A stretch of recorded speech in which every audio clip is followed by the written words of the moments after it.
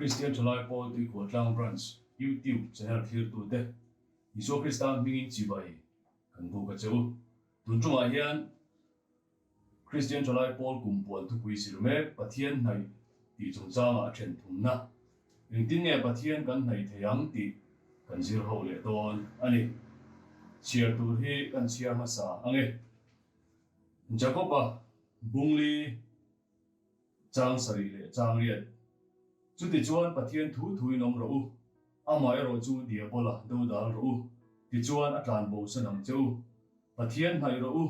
ti chuan anin a hai ang chu misual te u in kut te sil fai ro ri ru bul ba nei lo tu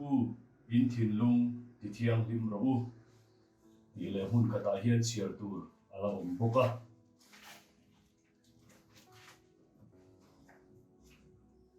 Sam somni pali chang thum le chang li lalpa tlanga tunge chowanga amun thiang lima tunge tingang kut fai le thinlung thiang lim neya ariru engma lo mai lama da ngai loba bum tuma che cham ngai lo mi chu pathian tu kan chir taman min som sa ro se amen asoi hon na lama hen kan kal ha langa tum ni tu pui hi kan zir to a pathian nai om zia ti te pathian nai poimo na ti te kan zir to ani tun tuma hian pathian nai theidan tur kan zir ho thung don ani pathian nai tura ke mani lam in bo seina poimo zia kan thriat reng a poimo khop mai pathian nai tura thil poimo sei tur tam taka oma chung zinga chon toi te te in thil paru kan sei don ani pakhatna chuan pathian nai turin ko na chhana ngai ti ni a johna buru chang somli palia chuan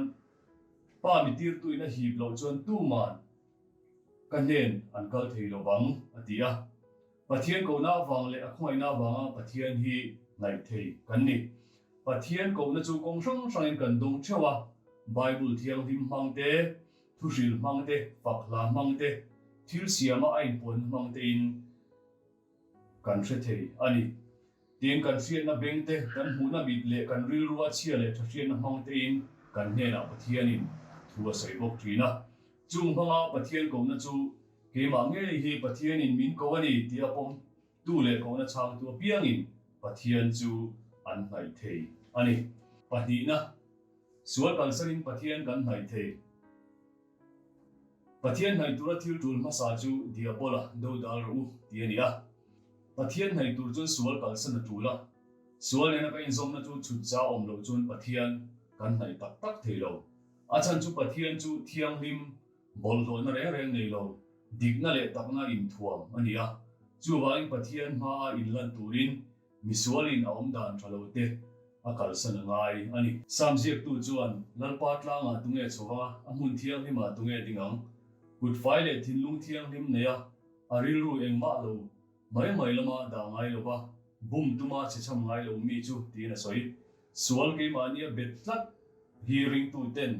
thing thain kal sanila pathian du danin kan om theyanga pathian kan hnayang pathumna siam tharle na pathian hnai tur chuan siam tharle na kan mamo sual kal sana alam kan hoi khan pathian hena kan kira siam tharle na chang turin pathian kan hnai aloni mi hring ril ru le du na te hi ni tin siam thar ani lo chuan sualin a hroi bo le trin sim ngai siam thar ngai mi hring kan ni miau moya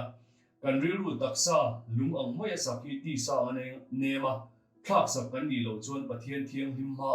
kan ding thei don lo ani workshop pakhata ti hian thuro pui tak a in zia ka thilung ke chia ti lo chu thil dang ke chia impo kan siam thale thei veke ti hiani lali so he na lu dila ama naila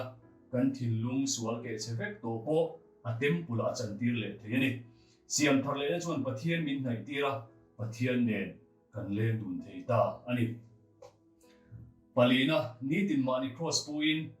lali so an thua hrila mi pui tam takin an bor lui lai khan mi tu point mi zui du chuan ni tin across puin mi zui ro se tin acha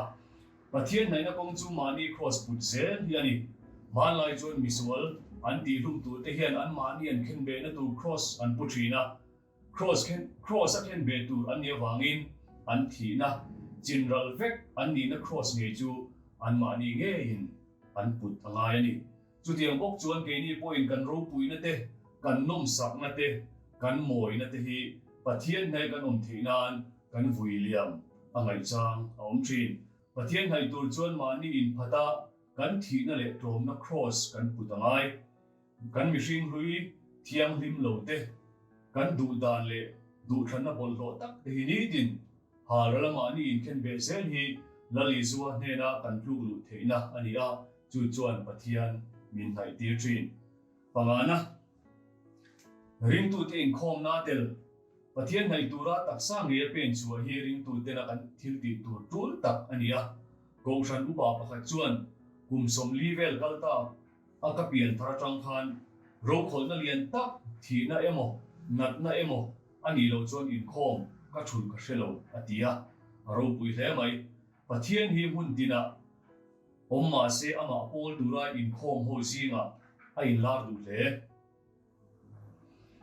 chu vain pathian or ria ama nei tur chuan biak ina kan kal hi ti mak mo ani hebraisiak 2 point then khat ti dan nga kan in khom te ban san lovin in fuiton zo kong u alo ti ani ko ran pa te zinga mi pakhat chuan mi in ko ran hi nu anga nei lo chuan pathian hi pa angin anei thei lo wang alo ti ani in khom na kan tel hian kan in chem al tona midang kan chok phura mani po kan lo chak sot thin ani thu le hla a pathian kan biak na hian na satakin pathian min thai tir ani parukna bible ngai nat le tong trai bible hi pathian thok khuma pe ring tu te tharau lam cho ani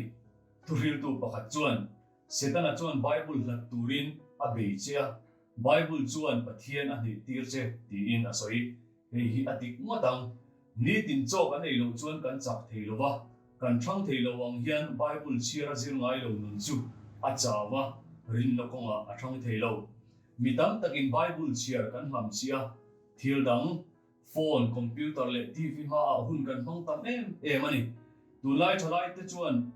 phone khoi nan hun kan khoral na sa chu ti line bible chiar na na kan hun han chu athlem le sia lai a hian thalai te chanla apoi mo le mai bible chiarin azom tak chu ni tin tong trai a fian rial hun manani bible kan chiarin pathian nin kan hena thua soya kan tong trai pathian kan bethum ani tong trai claim christian chuan pathian a bekha tinani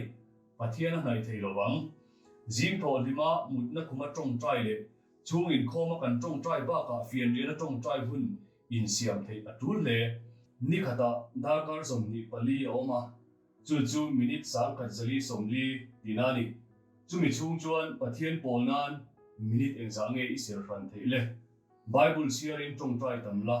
pathian i khat ngai lowang tlangkom na chuan ti hian inziaka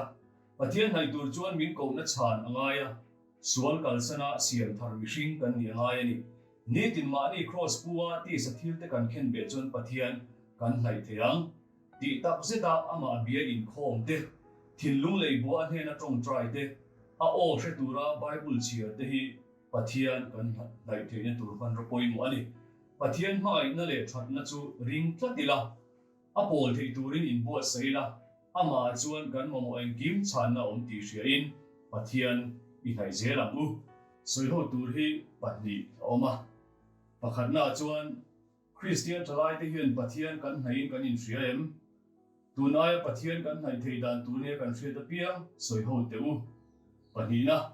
pathian kan hnai thei tura bible chiar le tong trai poimo zia han soiho te u ti te kha ni a khati chin zong kha kumpuan pusiam to in aron da chuo ani a pathian tu kan chiar te le kan soi ta mal min som sa ro se amen